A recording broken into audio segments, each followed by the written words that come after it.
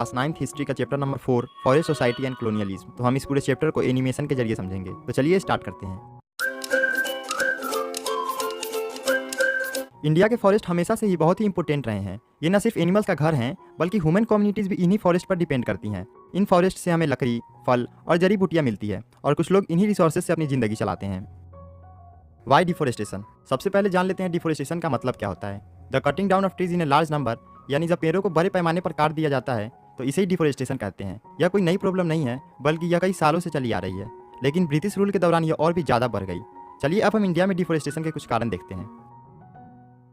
Land to be improved. 1600 में India की जमीन का लगभग 1/6 हिस्सा खेती के लिए यूज होता था। अब यह लगभग हाफ हो गया है। जैसे जैसे जनसंख्या बढ़ी और खाने की डिमांड बढ़ी, किसानों ने खेती के लिए नए एरियाज को क्लियर करना शुरू कर दिया और जंगल काटने लगे। कॉलोनियल पीरियड के दौरान खेती तेजी से बढ़ी।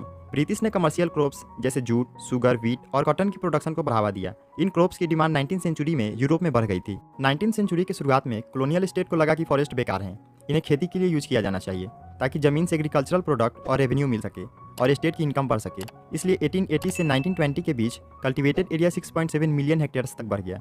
हम अक्सर खेती के एक्सपेंशन को प्रोग्रेस का साइन समझते हैं, लेकिन हमें यह नहीं भूलना चाहिए कि जमीन को खेती के लायक बनाने के लिए जंगल काटने पड़ते हैं।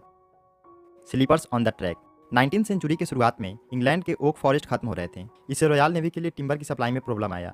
इंग्लिश शिप्स बिना स्ट्रॉन्ग और ड्यूरेबल टिम्बर के नहीं बन सकते थे और इंपेरियल पावर को प्रोटेक्ट और मेंटेन करने के लिए शिप्स की जरूरत थी। 1820s तक इंडिया के फॉरेस्ट रिसोर्सेज को एक्सप्लोर करने के लिए सर्च पार्टीज भेजी गई। एक दशक के अंदर मैसिव स्केल पर ट्रीज काटे जाने लगे और बड़े पैमाने पर टिम्बर इंडिया से एक्सपोर्ट होने लगा। 1850s तक रेलवेज की एक्सपेंशन ने एक नई डिमांड क्रिएट की। रेलवेज कॉलोनियल ट्रेड के मूवमेंट के लिए जरूरी थे। लोकोमोटिव चलाने के लिए वुड फ्यूल के रूप में चाहिए था और रेलवे लाइंस को बिछाने के लिए स्लीपर्स जरूरी थे। हर माइल के रेलवे ट्रैक के लिए 1760 से 2000 स्लीपर्स की जरूरत होती थी। 1860 से रेलवे नेटवर्क तेजी से बढ़ने लगा। 1890 तक लगभग 25,500 किलोमीटर लंबी ट्रैक बन चुकी थी। 1946 तक ट्रैक की लेंथ 7,65,000 किलोमीटर से ज़्यादा हो गई। जैसे जैसे रेलवे ट्रैक्स इंडिया में फैलती गई और ज़्यादा पेड़ काटे जाने लगे। 1850s में मद्रास प्रेसिडेंसी में हर साल 35,000 ट्रीज स्लीपर्स के लिए काटे जा रहे थे। रेलवे ट्रैक्स के आसपास के फॉरेस्ट अब तेजी से खत्म होने लगे थे। प्लांटेशन। नेचुरल फॉरेस्ट के लार्ज एरियाज टी, कॉफी और रबर प्लांटेशन के लिए क्लियर किए गए ताकि यूरोप की बढ़ती डिमांड को पूरा किया जा सके। कॉलोनियल गवर्नमेंट ने फॉरेस्ट को अपने कंट्रोल में ले लिया और बड़े एरियाज को यूरोपियन प्लांटर्स को सस्ते रेट्स पर दे दिया। इन एरियाज को घेर कर फॉरेस्ट को क्लियर किया गया और वहाँ टी या कॉफी के प्लांट्स लगाए गए। The rise of commercial forestry.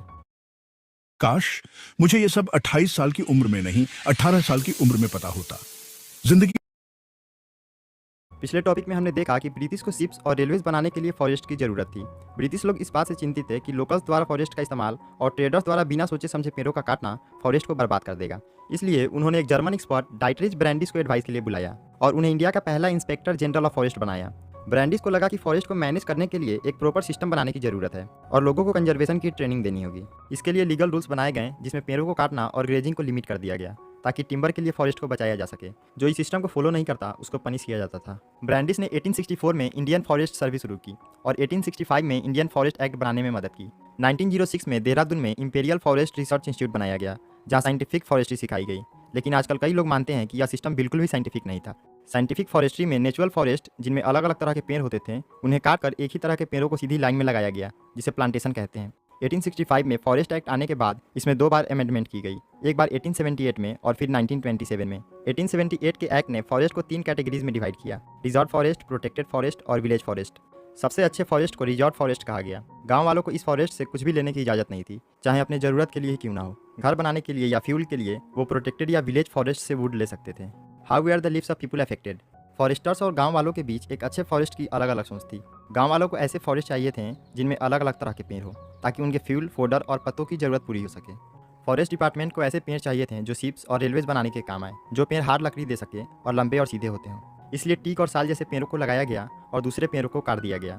Forest areas में लोग फॉरेस्ट प्रोडक्ट का इस्तेमाल करते हैं, जैसे रूट्स, लीव्स, फ्रूट्स और ट्यूबर्स का उपयोग कई चीज़ों के लिए करते हैं। फ्रूट्स और ट्यूबर्स न्यूट्रियस होते हैं, खासकर मानसून के दौरान। हर्ब्स मेडिसिन के लिए यूज होते हैं। वुड से टूल्स बनाए जाते हैं और बम्बू से बास्केट और अम्ब्रेलाज बनाए जाते हैं। लिप्स को स्टीट करके डिस्पोजल प्लेट्स और कप्स बनाए जाते हैं। महुआ ट्री से कुकिंग ऑयल और लैंप ऑयल बनाए जा सकते हैं। फॉरेस्ट एक्ट आने के बाद गांव वालों को काफ़ी मुश्किल का सामना करना पड़ा। एक्ट के आने के बाद वो जंगल से लकड़ी नहीं काट सकते थे, अपने जानवरों को ग्रेजिंग नहीं करा सकते थे, जंगल से फ्रूट्स और रूट्स इकट्ठा नहीं कर सकते थे और शिकार भी नहीं कर सकते थे। लोग अब फॉरेस्ट से लकड़ी चुराने पर मजबूर थे और अगर पकड़े जाते तो फॉरेस्ट गार्ड्स द्वारा उन्हें पनिश भी किया जाता था। How did forest rules affect cultivation. European colonialism का एक बड़ा इम्पैक्ट शिफ्टिंग कल्टीवेशन पर पड़ा। इसे स्वेडन एग्रीकल्चर भी कहते हैं। यह एक ट्रेडिशनल एग्रीकल्चर प्रैक्टिस है जो एशिया, अफ्रीका और साउथ अमेरिका के कुछ पार्ट्स में की जाती है। इसे अलग अलग कंट्री में अलग अलग नामों से जाना जाता है, जैसा कि आप इस चार्ट में देख सकते हैं। शिफ्टिंग कल्टीवेशन में फॉरेस्ट के कुछ हिस्सों को काट कर जला दिया जाता है और फिर उस पर एग्रीकल्चर किया जाता है। पहले मानसून रैन के बाद सीड्स बोया जाता है और अक्टूबर से नवंबर तक क्रॉप हार्वेस्ट होता है। इन प्लॉट्स पर कुछ सालों तक खेती की जाती है और फिर 12 से 18 सालों के लिए छोड़ दिया जाता है ताकि जंगल फिर से ग्रो हो सके। यूरोपियन फॉरेस्टर्स ने शिफ्टिंग कल्टीवेशन को जंगलों के लिए नुकसानदेह समझा, क्योंकि यह रेलवे टिम्बर के लिए ट्रीज उगाने में दिक्कत पैदा करता था और आग फैलने का खतरा बढ़ जाता था। शिफ्टिंग कल्टीवेशन से सरकार को टैक्स कैलकुलेट करने में मुश्किल होता था, इसलिए सरकार ने इस पर बैन लगा दिया। इसका रिजल्ट यह हुआ कि कई कम्युनिटीज़ को अपने जंगल वाले घर को छोड़कर जाना पड़ा और कुछ लोगों को अपना ऑक्यूपेशन बदलना पड़ा। वहीं कुछ लोगों ने इसका विरोध किया। Who could Hunt. नए फॉरेस्ट लॉ ने जंगल में रहने वाले लोगों की जिंदगी एक और तरीके से बदल दिया। फॉरेस्ट लॉ से पहले जो लोग जंगल में या उसके आसपास रहते थे वो हिरन या छोटे जानवरों का शिकार करके अपनी जिंदगी गुजारते थे, लेकिन फॉरेस्ट लॉ आने के बाद वो जंगल से शिकार नहीं कर सकते थे।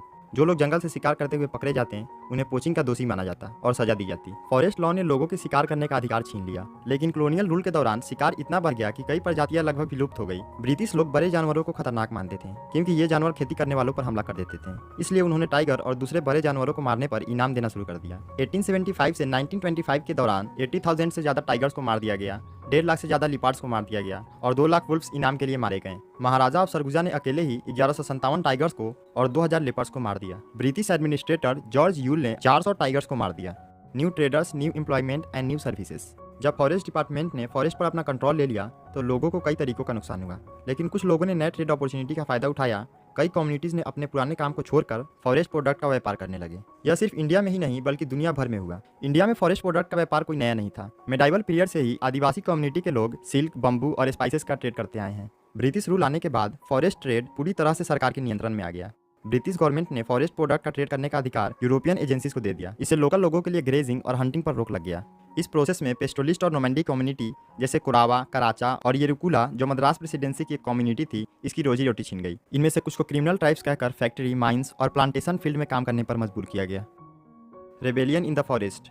इंडिया के कई हिस्सों में फॉरेस्ट कम्युनिटीज ने उन पर थोपे गए बदलाव के खिलाफ विरोध किया। जैसे छोटा नागपुर में बिरसा मुंडा ने प्रोटेस्ट किया और आंध्र प्रदेश में अलूरी सीताराम राजू ने आवाज उठाया। अब हम 1910 में बस्तर में होने वाले एक ऐसे ही विरोध के बारे में जान लेते हैं। The people of Bastar. Bastar Chhattisgarh के साउथर्न रीजन में एक छोटा सा ट्राइबल एरिया है जो आंध्र प्रदेश, उड़ीसा और महाराष्ट्र के साथ बॉर्डर शेयर करता है। इंद्रावती नदी इस एरिया में बहती है। बस्तर में कई अलग अलग कम्युनिटीज रहती हैं, जैसे मारिया मुरिया गोंड्स, ध्रुवास, भाथरास और हालबस। ये लोग अलग अलग भाषाएं बोलते थे। हर गांव अपनी सीमा को जानता था और अपने नेचुरल रिसोर्सेज की सुरक्षा करता था। अगर किसी गांव के लोग दूसरे गांव की जंगल से लकड़ी लेना चाहते तो उसके बदले में उन्हें छोटी सी फीस देनी पड़ती थी, जिसे देवसारी, दंड या मान कहते हैं। हर साल इन फॉरेस्ट में एक मीटिंग होती थी जिसमें गांव के लोग एक साथ मिलते थे और जंगल से जुड़ी समस्याओं पर चर्चा करते थे। The fears of the people. 1905 में जब कॉलोनियल गवर्नमेंट ने 2/3 फॉरेस्ट एरिया को रिजर्व किया और शिफ्टिंग कल्टीवेशन और हंटिंग को बैन किया तो बस्तर के लोग बहुत चिंतित हो गए। सिर्फ कुछ ही फॉरेस्ट एरिया को इन लोगों के लिए छोड़ा गया, पर इसके बदले में उन्हें ब्रिटिशर्स को फ्री सर्विसेज देनी होती थी। लोग पहले ही ज़्यादा रेंट और फ्री लेबर की डिमांड से परेशान थे। फिर 19वीं सेंचुरी के अकाल ने उनकी हालत और ख़राब कर दी। इसके बाद लोगों ने विरोध करना शुरू कर दिया। इसकी शुरुआत कंगर फॉरेस्ट के ध्रुवास ने की। इस आंदोलन का कोई नेता तो नहीं था, लेकिन लोग गुंडा धुर को इस आंदोलन का मेन लीडर मानते हैं। इन लोगों ने ब्रिटिशर्स के खिलाफ विरोध किया, बाजार को लूट लिया और अनाज को फिर से लोगों में बांट दिया। ब्रिटिश ने विरोध को रोकने के लिए सेना भेजी और लोगों को पनिश किया, बट ब्रिटिश को कंट्रोल वापस लेने में 3 महीने का वक्त लग गया। इसके बाद ब्रिटिशर्स ने रिजर्व फॉरेस्ट एरिया को आधा कर दिया। क्लास 11 की स्टार्टिंग हुई थी, तुमने सपना देखा था आईआईटी बॉम्बे, आईआईटी दिल्ली और एम्स में जाने का। Forest transformation in Java. Java Indonesia का एक आइलैंड है जो राइस प्रोडक्शन के लिए फेमस है। ये पहले जंगल से ढका हुआ था। इंडोनेशिया में कॉलोनियल पावर डच थे। इंडिया में जिस तरह जंगलों पर कंट्रोल के लिए कानून बनाए गए, कुछ उसी तरह के कानून जावा में डच द्वारा बनाए गए। ब्रिटिश की तरह उन्हें भी जंगलों से लकड़ी चाहिए थी ताकि वो शिप्स बना सकें। 1600 में जावा की पॉपुलेशन लगभग 3.4 मिलियन थी। वहाँ के बहुत सारे गांव फर्टाइल प्लेन्स पर बसे थे, जबकि कुछ कम्युनिटीज माउंटेन्स में भी रहती थी और शिफ्टिंग कल्टीवेशन करती थी। The wood cutters of Java. Java में कलंग्स नाम की एक कम्युनिटी थी जो पेड़ों को काटने में माहिर थी। ये लोग इतने इंपोर्टेंट थे कि जब 1755 में माताराम किंगडम डिवाइड हुआ तो 6000 कलंग्स फैमिलीज को बराबर हिस्सों में बांट दिया गया। कलंग्स के बिना टीक काटना और राजाओं के लिए प्लेसेस बनाना मुश्किल था। जब 18वीं सेंचुरी में डच ने फॉरेस्ट पर अपना कंट्रोल बढ़ाना शुरू किया तो उन्होंने कलंग्स को अपने अंडर में काम करने के लिए मजबूर करना चाहा। 1770 में कलंग्स ने इसके विरोध में ज्वाना के एक डच फोर्ट पर हमला किया, पर बाद में उसे सप्रेस्ट कर दिया गया। Dutch scientific forestry. 19वीं सेंचुरी में जब डच ने सिर्फ लोगों पर ही नहीं बल्कि पूरे एरिया पर अपना कंट्रोल ले लिया तो उन्होंने भी इंडिया की तरह ही फॉरेस्ट लॉ बनाया। अब गांव वाले जंगल से लकड़ी नहीं काट सकते थे। नाव बनाने के लिए या घर बनाने के लिए वो कुछ जंगलों से लकड़ी काट सकते थे। अगर गांव वाले बिना परमिशन के पेड़ों को काटते या ग्रेजिंग कराते तो उन्हें पनिश किया जाता था। इंडिया की तरह ही यहाँ भी जहाज और रेलवे के लिए जंगलों को सही से मैनेज करने की जरूरत थी। 1882 में जावा से 2,80,000 रेलवे स्लीपर्स एक्सपोर्ट किए गए। स्लीपर्स बनाने के लिए और मजदूर चाहिए थे, इसलिए डच ने पहले जंगल में खेती करने वाली जमीन पर रेंट लगाया और फिर कुछ गाँव वालों का रेंट माफ कर दिया। इसके बदले में उन्हें फ्री में पेड़ काटने पड़ते थे। इस सिस्टम को blandongdiensten system कहा गया। इस सिस्टम में गांव वालों को जमीन का रेंट माफ कराने के लिए फ्री में पेड़ काटने पड़ते थे। साइमिन्स चैलेंज। 1890 में सुरुंतिको सैमिन नाम के एक व्यक्ति ने गवर्नमेंट को चैलेंज किया और उन्होंने कहा कि फॉरेस्ट की हवा, पानी, मिट्टी और लकड़ी को सरकार ने नहीं बनाया, इसलिए गवर्नमेंट इन पर कब्जा नहीं कर सकती। धीरे धीरे ये एक बड़ा आंदोलन बन गया। 1907 तक 3000 फैमिली सैमिन के विचारों को फॉलो करने लगी और प्रोटेस्ट भी किया। War and deforestation.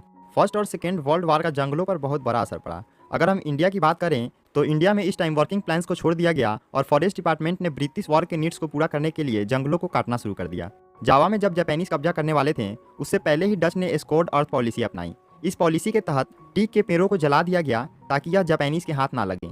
जब जापानीज का कब्जा हुआ तो उन्होंने फॉरेस्ट को बुरी तरह एक्सप्लॉइट किया। कई विलेजर्स ने भी इस मौके का फायदा उठाया और जंगलों को काटकर खेती का जमीन बना लिया। New developments in forestry. 1980s के बाद गवर्नमेंट को ये पता चल गया था कि अगर उन्हें फॉरेस्ट को कंजर्व करना है तो उन्हें लोकल कम्युनिटीज़ की हेल्प लेनी होगी। हमारा ये चैप्टर यहीं पे खत्म होता है। अगर